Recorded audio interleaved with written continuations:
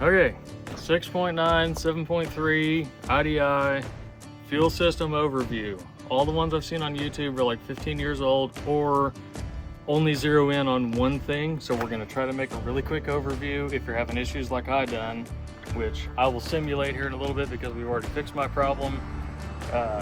So I'll do my best to simulate what it was doing, but we're gonna go ahead and go over everything that I changed, looked at, messed with, whatever else. So, number one issue is air intrusion with these. The seals are old. This poor old truck, she's like 40 something years old now. All the O-rings are dry, rubber hoses are dry. If you got nylon fuel lines, they should be fine. Your steel lines should be fine, but the seals in the steel lines, as we found out, definitely a problem. They're actually called an olive seal. Kind of hard to find an overview on, so we're going to include that also. So, let's start.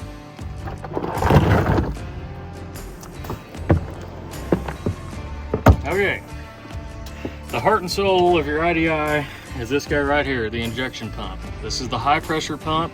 Everything with this copper line coming out and back is a low pressure system that runs between 4 and 8 psi. I think book is like 6.5 or something like that. The pump right here is what converts that into like 1,000 psi or something like that to fire the injectors. All right. Okay, so easiest way to do this is actually to work from the injectors back, which is exactly what we did. We started with the return line caps. If you have bad seals in your return line caps, they may not leak fuel, but what it will do is, as the system is sitting empty, there's going to be a pull via gravity through the return line that goes back to the tank. See how it goes down? Air is going to want to get in and go up to right here. Whenever it's doing that, if you have a seal that's a little bit shitty, or an O-ring I should say, that's a little bit shitty in these return line caps, it may not let fuel out. Air is a whole lot smaller. It will find its way in. Number one result of that will be hard starts whenever it's warmed. If you really have to crank on it before it starts coughing, you're losing prime overnight. There's air getting into the system somewhere. Usually you want to check the return system for that. Do not do what I did and put regular worm gear clamps in place of these spring clamps. These motherfuckers are the bane of my fucking existence. I hate them. They're horrible. But apparently they're the only reasonable option, and we can explain why in a little bit. But always use spring clamps for your return line kit. The other thing is to make sure that these are installed in the correct order. This is a 6.9. It looks a little different than a 7.3. The 7.3s, the fittings are actually offset to either this side or this side, depending on which way you put the caps on. And the fuel line is bigger, so your clamps are also bigger. You want everything to be nice and straight to the back where it keys into the return line. Same thing on this side. You're going to end up with one fitting right down here that has probably been bypassed at some point and will either be plugged, capped, whatever. This guy is actually supposed to come right back up to the little outlet on the back of the filter head. Purpose of this is, as the return system needs to bleed, if you do have an air leak, the whole point of this is to send the air right back up to where it's supposed to go. That way the injection pump can drink it really quick, prime your system, and you won't have any air problems on the return side while you're driving. So, check all of that. There are olive seals here, in this nut fitting, here, in this nut fitting, right here, in this nut fitting, and right here, in this nut fitting. As long as all of those are changed, good to go. You got new caps, new return lines, and you know that your fitting isn't leaking back here, and you have good clamps on all your hoses, you should be good to go on the return side, provided it isn't the tank selector valve, which we will get to. So that covers the return system. Now, pressure side, there's one more olive seal right back here on this fitting that comes from your feed line that goes back up to the filter head. So just follow this guy down, pull him off. There is an olive seal back down in here. Now, if any of your injector fittings are leaking, you can try to snug them up. More than likely though, what needs to happen is that line will need to come off, and you'll need to clean that fitting where it snaps onto the, or threads onto the back of the injector. If you still have fuel leaks at that point on the return side, one of your injectors is bad somewhere and it is allowing engine compression into the fuel system on the wrong side. First place you're going to see that is at these fittings. Usually, for some reason, apparently all the reading I've done, tends to show on the front side of the motor, which I guess makes sense being closer to the pump for some reason. But you'll see fuel squirting out around your clamps at your return fittings. If that happens, you probably have an injector going bad somewhere. Usually you'll hear injector knock also at the same time. Just something else to check. Next, make sure you have the correct fuel filter on. This is an original. Did you stop for a second? Okay. Next, make sure that your fuel filter is correct. This is an original 6.9 filter head housing.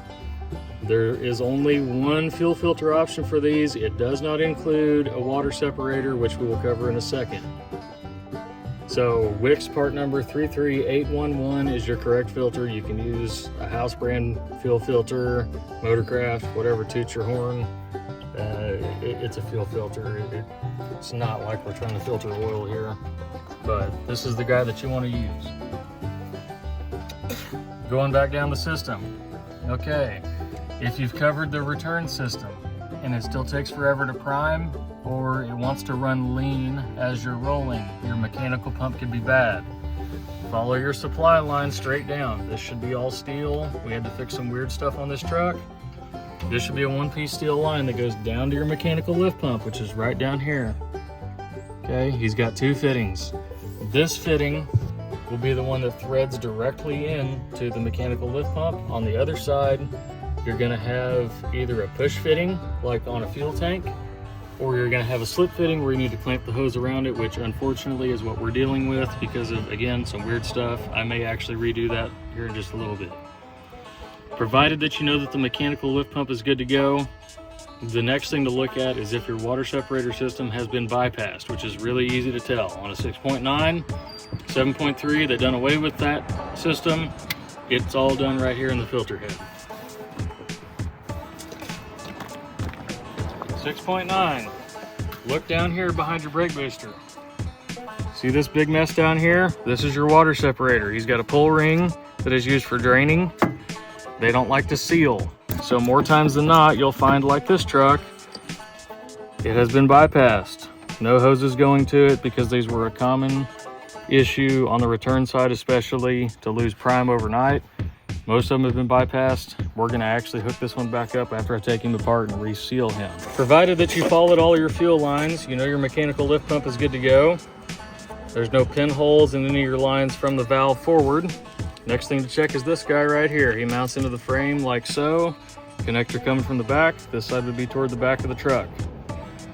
If this valve fails to actuate where it's supposed to, it can do one of a number of things. This one was actually draining the return side for the front tank, which is these two fittings here, to the rear tank, which is actually these two fittings here. These are your supply fittings that go up to the injection pump. It was sending return to this side, meaning that there's a good chance that the valve was stuck halfway and it could have actually been sucking air in the empty tank that we have to the rear because he doesn't work. So it could have been sucking air back here instead of only pulling fuel from our good side. If you go to O'Reilly's to buy a fuel selector valve, they're going to sell you part number FS5 or something like that, FSV5. You can make it work, but you will have to do some electrical work because your connector will not fit. Good alternative, Dorman part number 904-454. This guy is actually designed for a late model IDI, like 94 to 96, something, or I guess it'd be 92 and a half, or 92 to 94 and a half. And then it also ran the power strokes from 94 and a half to 97 on the 3/4 ton, 1 ton trucks. It will fit. Your connector is exactly this size. The new socket will be about yay long, but all of our spades are in the same spot. So you can plug them in, fill the extra hole with RTV, silicone, something like that, keep water out, should be good to go.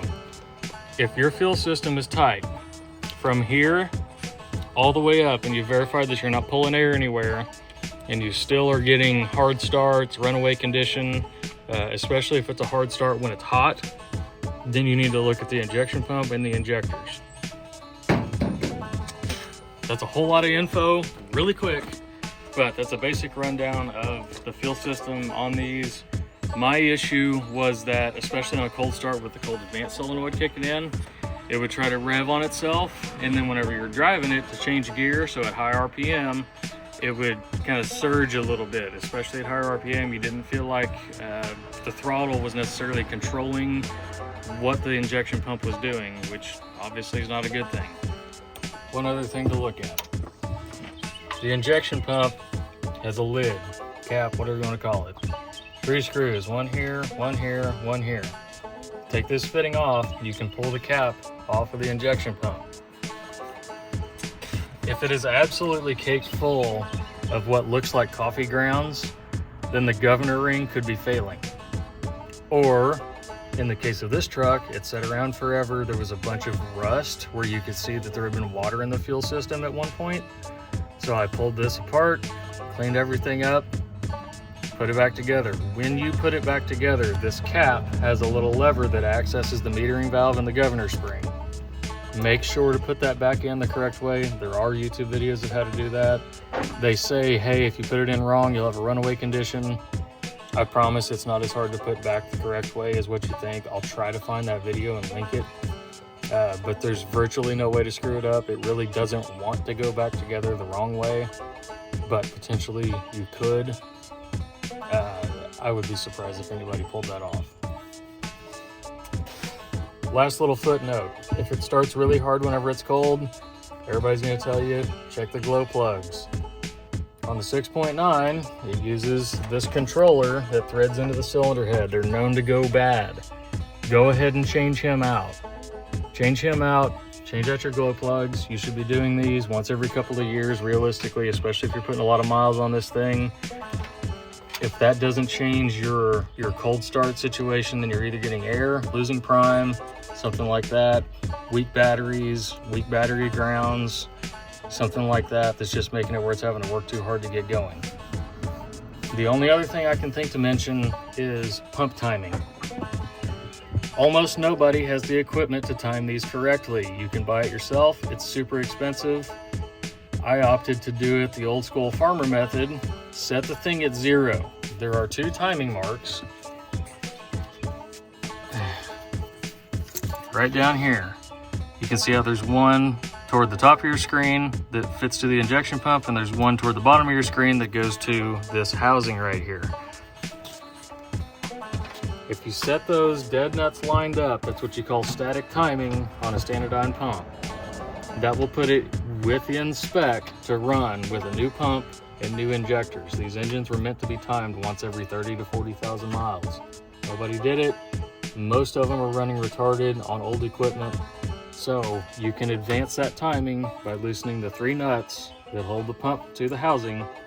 When you do that, you're going to take a big wrench and go around here. That way you make sure not to put a bunch of pressure where it don't need to be, and rotate it towards the passenger side of the truck.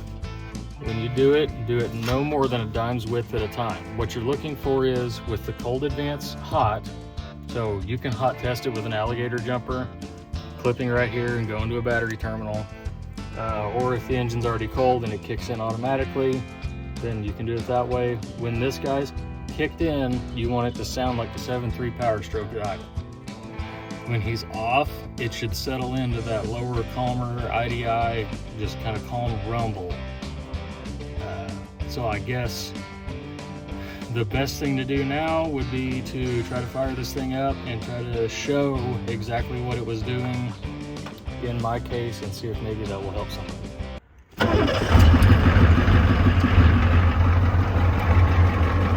I'm going to simulate the running conditions that we had. Basically, on a cold start, it would sit there and try to rev itself, which I will now try to simulate what that sounded like.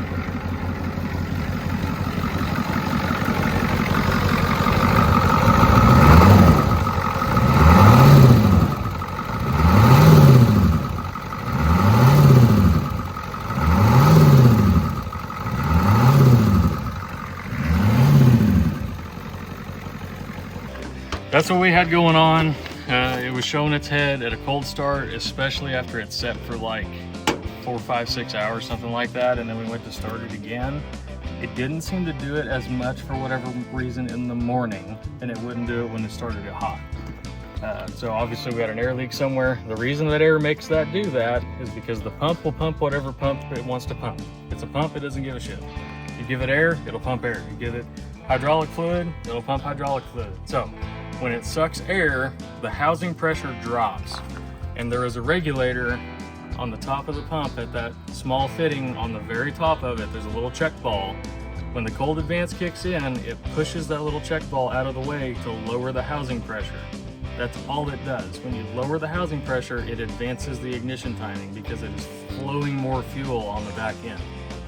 When air gets introduced, housing pressure drops, the timing advances. So if you have something where it's doing cold start romps, or in my case, I was trying to change a gear and it would I'd be at like, and I'd let off, but push the clutch in where the engine could freewheel, it would not really want to come down. Something like that. So air wound up being my problem. I think we narrowed it down to some shitty hose work done at the back end of the truck via the farmer that had put an electric lift pump on it and done a whole bunch of other weird shit that I'm trying to deal with. But that should be tip to butt.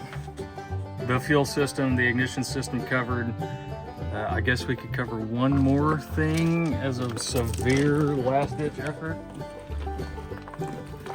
If you have an IDI that will not start, period, and you know that your pump is good and you have fuel pressure to this fitting right here, check your fuel shutoff solenoid.